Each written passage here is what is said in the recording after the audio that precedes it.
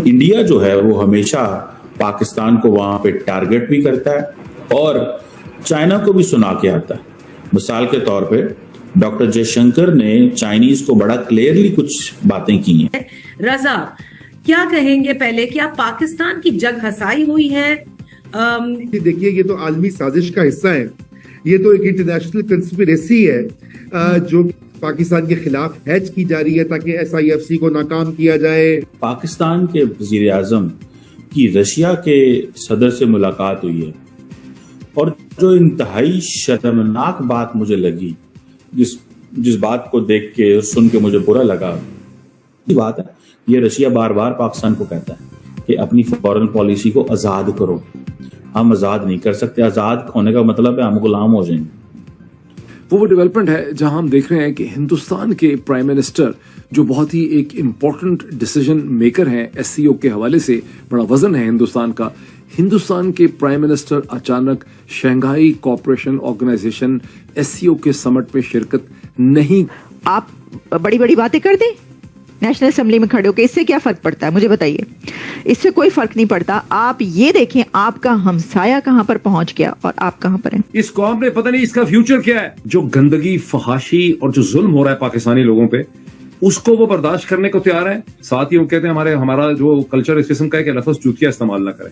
हालांकि ऐसी ऐसी चीजें हो रही हैं जो सिर्फ चुतियापे लफ्ज के अंदर ही एक्सप्लेन हो सकती है। इंडिया की आप फॉरेन पॉलिसी देख लें, वो ऐसे ही है कि वो अमेरिका के साथ भी स्ट्रेटेजिक पार्टनरशिप है, रशिया के साथ भी है उनकी।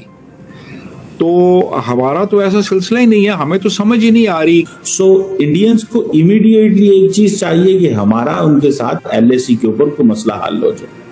चाइनीज नहीं मान रहे उसके ऊपर। अच्छा, चाइनीज को परवाह कोई नहीं है, वो समझते हमें क्या जरूरत है।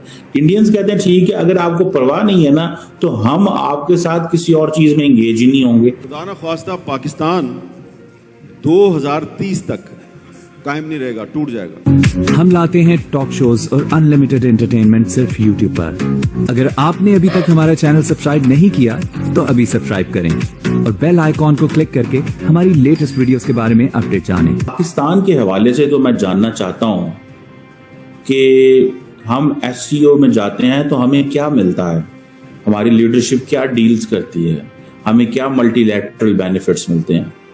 लेकिन इंडिया जो है वो हमेशा पाकिस्तान को वहां पे टारगेट भी करता है, बाकी जो ममालिक वहां पे बैठे होते हैं उनको बताता है कि हमारे पाकिस्तान के साथ क्या मसाइल हैं, क्या प्रॉब्लम हैं, और चाइना को भी सुना के आता है।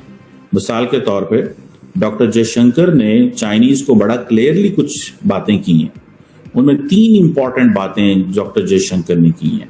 पहली बात तो ये की है कि भाई, और ये जो बातें उन्होंने की हैं, ये बायलैटरल मीटिंग हुई है वांग जी की और डॉक्टर जयशंकर की और उनके डेलीगेशन की। जो मीटिंग हुई है उसमें ये डिस्कस हुआ है। अब इंडिया क्या कह रहा है? इंडिया कह रहा है जी म्यूचुअल रिस्पेक्ट, कि जितनी आपकी इज्जत है उतनी इंडिया की इज्जत है, चाइना की इज्जत हमसे ज्यादा नहीं है। दूसरी बात, म्यूचुअल सेंसिटिविटी। ठीक है जी, उन्होंने कहा जी म्यूचुअल सेंसिटिविटी।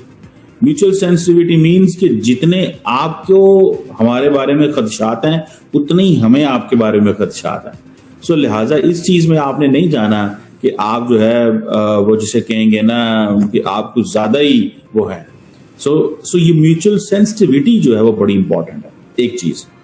सो पहली चीज, इंडिया ने चाइना को कहा है कि रिस्पेक्ट आपकी और हमारी बराबर है। सेंसिटिविटी मीन्स कि जो आपके खदशात हैं उतनी हमारे खदशात हैं। मतलब ये कि जितने आपको हमसे मसले हैं उतनी हमें आपसे मसले हैं। सो हम और आप नॉर्मल नहीं है। सेंसिटिविटी का ये मतलब होता है कि हमारी भी इज्जत करें और अपनी भी इज्जत करें। एंड देन म्यूचुअल इंटरेस्ट की बात की डॉक्टर जयशंकर ने कि भाई हमारे जो म्यूचुअल इंटरेस्ट है उस पर बात होनी चाहिए। ना तो चाइनीज म्यूचुअल इंटरेस्ट रखते हैं इंडिया के साथ और ना इंडिया म्यूचुअल इंटरेस्ट रखता है, लेकिन ये सिर्फ डिप्लोमेटिक लैंग्वेज है। और म्यूचुअल इंटरेस्ट इंडिया और चाइना का सिर्फ एक ही है कि भाई ट्रेड करो और स्टेटस को मेंटेन करो। This is what Indians are saying to China.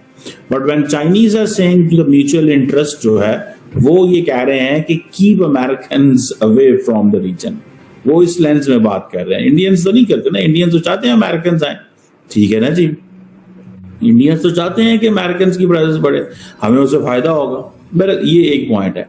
अब जिसे वो कहते हैं ना, अब हो क्या रहा है, इंडिया और चाइना का मसला ये है कि ना तो बॉर्डर वे को मसला हो रहा है, ना डिप्लोमेटिक चैनल्स पे बातें कुछ मिल रहा है, सोल्यूशन मिल रहा है, और ना ही मिलिट्री चैनल्स कामयाब हो रहे हैं, और ना ही LAC जो है उसके ऊपर को कामयाबी हो रही है। सो इंडियंस को इमीडिएटली एक चीज चाहिए कि हमारा उनके साथ LAC के ऊपर कोई मसला हल हो जाए। चाइनीज नहीं मान रहे उसके ऊपर। अच्छा, चाइनीज को परवाह कोई नहीं है, वो समझते हैं हमें क्या जरूरत है। इंडियंस कहते हैं ठीक है, अगर आपको परवाह नहीं है ना तो हम आपके साथ किसी और चीज में एंगेज ही नहीं होंगे। मिसाल के तौर पे रिसेंटली जब चाइनीज ने कहा जी कि ठीक है जी एयरलाइंस डायरेक्ट चलें इंडिया और चाइना में, उन्होंने कहा नहीं चलेंगे। अच्छा, पाकिस्तान के बारे में अक्सर बात की जाती है कि पाकिस्तान के हालात बड़े खराब हैं, ये खित्ते में किसी मुल्क के साथ मसले नहीं है, मामला ठीक नहीं है, ये कहा जाता है, और ये बात सही भी है। इंडिया और पाकिस्तान की डायरेक्ट फ्लाइट नहीं है। मिसाल के तौर पर अगर इंडिया और पाकिस्तान की फ्लाइट नहीं है तो जाहिर बात है इंडियंस भी पाकिस्तान नहीं आ सकते और पाकिस्तान इंडिया डायरेक्ट फ्लाइट पे जा सकते। इसी तरह चाइनीज और इंडियंस का भी ये मसला है, चाइनीज और इंडियंस का भी ये मसला है कि इंडियंस चाइना डायरेक्ट नहीं जा सकते, चाइनीज इंडिया नहीं आ सकते और अपनी फ्लाइट्स को नहीं ले पा रहे। कार्गो फ्लाइट्स आ रही हैं। दोनों मुल्कों ने एक चीज खूबसूरत की है कि बिजनेस को डिस्टर्ब नहीं किया। पाकिस्तान के समहाउ ये मसला पैदा हो गया कि हमने बिजनेस को जो है ना बहुत बड़ा डिस्टर्ब किया। फॉर एग्जाम्पल SCO में देखिए, मेरे ख्याल तमाम मुल्कों के हेड ऑफ स्टेट्स आए थे, हेड ऑफ गवर्नमेंट आए हुए थे। डॉक्टर जयशंकर अकेले रिप्रेजेंट कर रहा था, प्राइम मिनिस्टर मोदी नहीं गए। समझ रहे हैं बात को? ये चीज जो है बहुत सारे लोग कह रहे हैं the Modi 3.0 doesn't want to give shock waves in London, in Paris, in Washington, and particularly in Washington. London Paris की तो इंडिया को परवाह नहीं रही। जो स्टेटमेंट डॉक्टर जयशंकर ने दी है ये आप समझें कि on behalf of the Indian prime minister पढ़ी है उन्होंने, ठीक है जी। लेकिन उन्होंने कहा कि जी हम दहशतगर्दी को कम्बैट करना चाहते हैं। अब वो पाकिस्तान को कह रहे हैं कि इनको आइसोलेट करें। दो मुल्क ऐसे हैं जिनके थिंक टैंक्स पाकिस्तान के बारे में बड़ी रिसर्च कर रहे हैं और उनकी रिपोर्ट्स अवेलेबल हैं, आप भी देख सकते हैं। मैंने 3 मुख्तलिफ इंडियन थिंक टैंक्स की रिपोर्ट्स देखी हैं। इंडियन थिंक टैंक्स ये कह रहे हैं कि खुदा न ख्वास्ता पाकिस्तान 2030 तक कायम नहीं रहेगा, टूट जाएगा। और इसी तरह एक अमेरिकी यूनिवर्सिटी के प्रोफेसर जो हैं उनका वो भी एक थिंक टैंक से उनका ताल्लुक है, उन्होंने थोड़े 3 साल और दे दिए। उन्होंने कहा नहीं 2030 में नहीं, या 2033 में टूटेगा। अब इसकी क्या वजह है? उसके लिए वो जो उन बैरोमीटर्स और वजूहात बता रहे हैं वो कुछ ना कुछ तो है ना, हमारे इर्द गिर्द नज़र तो आ रही है ना। पाकिस्तान के मसाइल की वजह यह है कि आइन और कानून की बालादस्ती नहीं है। जब तक पाकिस्तान में आइन और कानून की बालादस्ती नहीं होगी, जो कि कभी नहीं रही, तो आप कुछ ना कुछ अच्छा नहीं कर सकते। लेकिन अब कितना हम अपने माजी को कुरेदें?